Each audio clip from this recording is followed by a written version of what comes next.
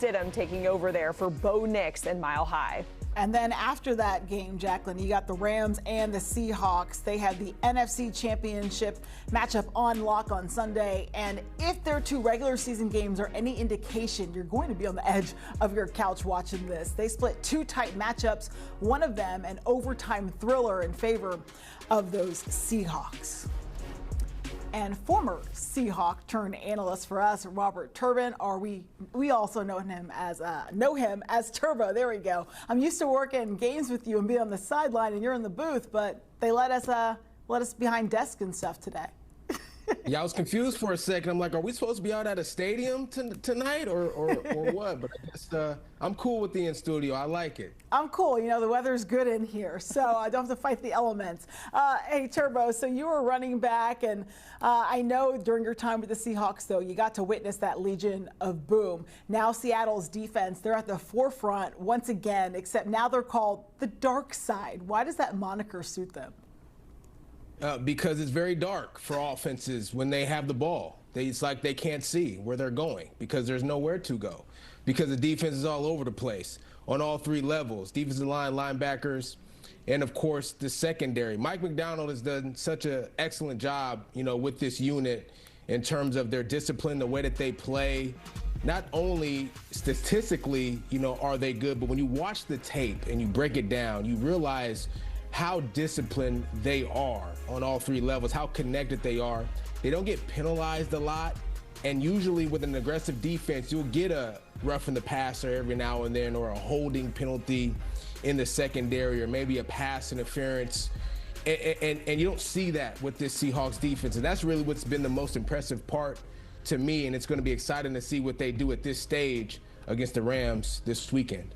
Yeah, it really is. And we saw some of the numbers here about the Seahawks defense. And this season, what really jumps out to you is that they're first in not allowing, when it comes to points per game. They have the best third down defense, just a few of their accolades. Do you consider this group, and I don't want you to get too far ahead of yourself, but could they be an all-time great defense? Yeah, no doubt about it. They got to finish the deal. You know, I think that's part of it. But statistically, they're right up there with some of the all-time great defenses that we've seen from a number of different teams. We could talk about, you know, the 85 Bears. We could talk about the 2013 Seahawks. There's the list right there. That Broncos team in 2015, the Buccaneers in 03. The list goes on and on.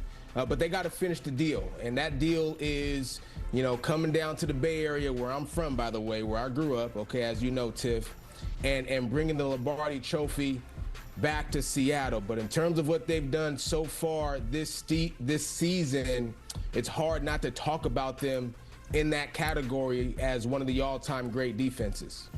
Man, that's a big tip of the cap to that group. They've been a lot of fun to watch, and it's probably going to be tough out there for quarterback Matthew Stafford on the Rams side of things, as you would imagine. He's just 2 games away from a possible second Super Bowl title. Do you think he can get it done, and what could it mean for his legacy? Oh, he can absolutely get it done. I mean, this is a team that has been to the mountaintop before, and so, you know, they know how to get it done. They've been in this situation.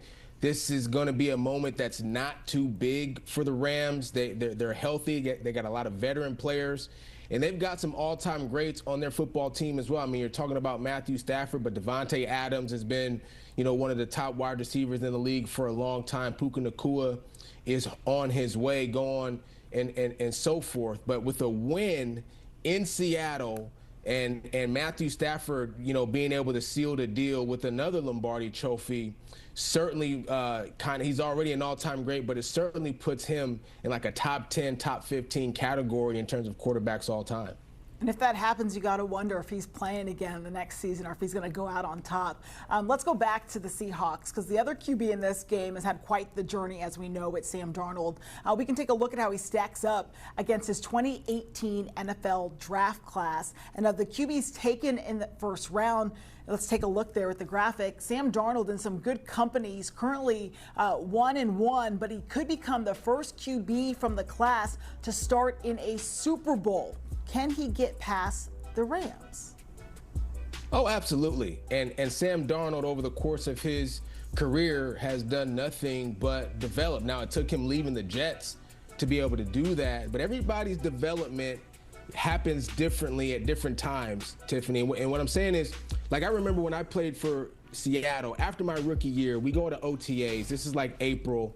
Tom Cable's our run game coordinator at the time and offensive line coach. He was the former head coach of the Raiders, for all of you who may not remember. And, I remember him coming up to me, he says, hey, man, typically players take their biggest jump from year 1 to year 2. So you had a nice rookie season. We're excited to see what you do in your second year. But, for me, it happened differently. I felt like I took my biggest jump from year 4 to year 5. It just kind of naturally happened that way in terms of my own personal development. You can look at a guy like Kyle Pitts in Atlanta, who had his best season in year 4. So he took his biggest jump from year 3 to year 4. And so my point is that it just happens, that development at different times for everybody in their career. Sam Darnold started to hit his pinnacle last season with the Minnesota Vikings, so it's no surprise to see him in this position, one game away from the Super Bowl. It really isn't, and it's been fun to watch. It almost sounds like it's going to be some sort of a movie there in the making. Okay, Turbo, I'm going to ask for your unbiased opinion. We're going to ignore the jerseys that are behind you. Who are you picking this weekend? I got the Seahawks, and I'm not biased, okay? It took me a long time to believe in the Seahawks this season. I had the Rams and the 49ers above the Seahawks in the NFC West all season. Majority of the season I did. And matter of fact, it was so bad that I was getting, some not kind phone calls from folks in Seattle. But my argument was they lost. They lost the opening week to the 49ers, and they lost their first matchup against the Rams. So until proven otherwise, I felt like the other teams were better. Well, they're not better anymore. Obviously, they were eliminated by, embarrassing the 49ers last week, and they got another opportunity here at home against the Rams. I think the Seahawks win this game. I think they have a little bit more in terms of their football team heading into this week. All right, they may be Super Bowl bound again. Turbo, appreciate the time. Good hanging out with you.